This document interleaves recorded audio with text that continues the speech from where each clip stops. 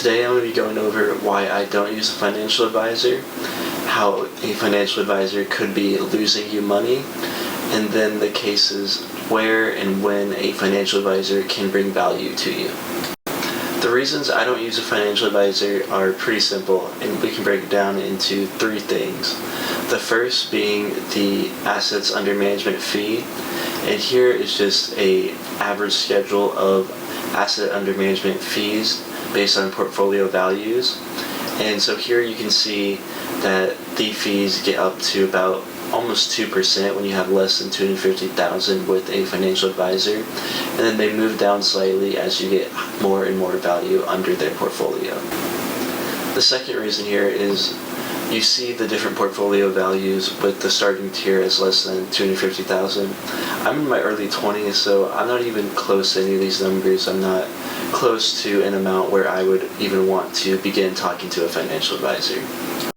Lastly, and this goes hand in hand with me not having enough money to warrant a financial advisor, my finances aren't complicated enough to where I need outside help or outside expertise. Now, I just told you why I don't personally use a financial advisor, and now I'm going to go into the three reasons that a financial advisor could be losing you money. To start us off is this pretty crazy statistic. 95% of financial advisors don't beat the market. And here you can see this is comparing their returns versus these four different funds, which are all related to the S&P. And so in the first year, some have a decent likelihood of beating the market, maybe like 1 in 2 if you're being generous to them. But as the years go by, 90% of them are beat by just staying with the market. Not only is the market beating these advisors, the market also doesn't have any asset under management fee, along with no active management fee. You might be thinking, oh, it's a tiny fee that this advisor would be charging me. It's only 1%. It's not going to make a big difference in the long run. Now, that is simply not the case. As you can see, with just a 1% annual fee, after 30 years, you're losing out on 26% of your returns.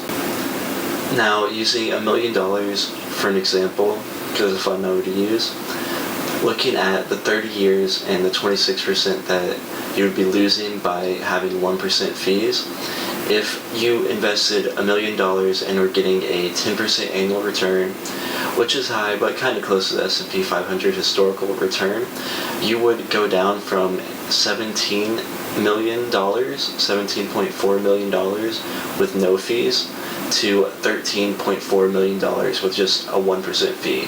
So that would be losing you over $4 million from just a 1% assets under management fee.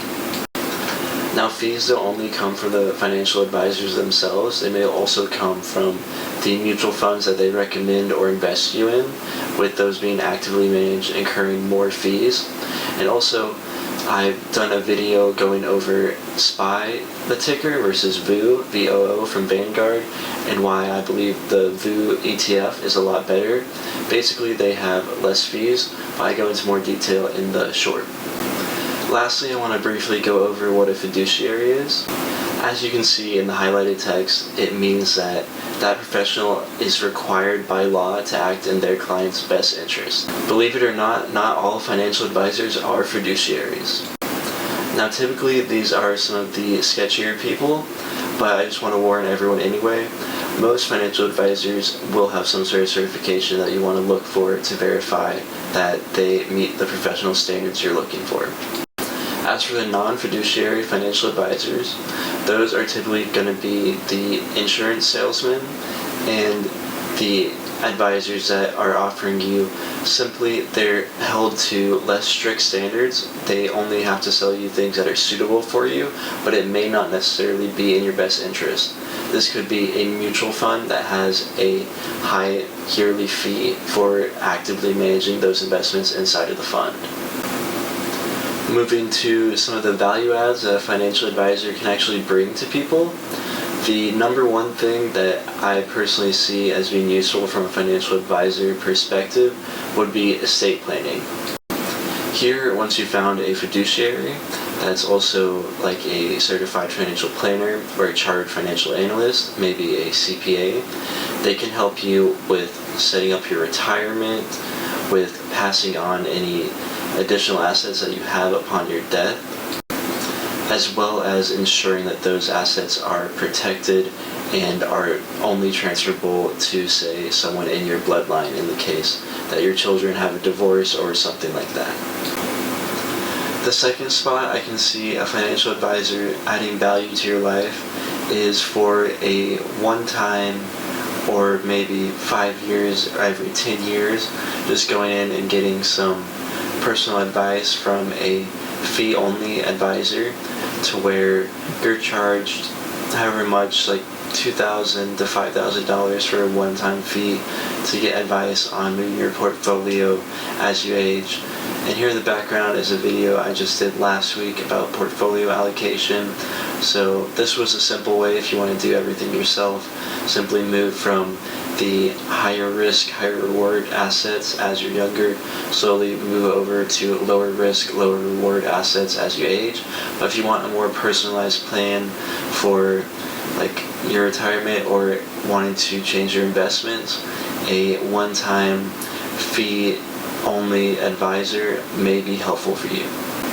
I'm taking some liberty here on this last one, but if you have complicated taxes or you simply want to not deal with your taxes, it may be helpful to go to a financial advisor that has a CPA to take that stress and workload off of you, and they can optimize your taxes because they have all that experience that you might not have or might not want to put into filing your own taxes. Thanks for watching. If you enjoyed this video, please leave a comment, and I'm going to list a couple other videos that you may be interested in following this. One is going to be on portfolio allocation and risk and reward of different investments.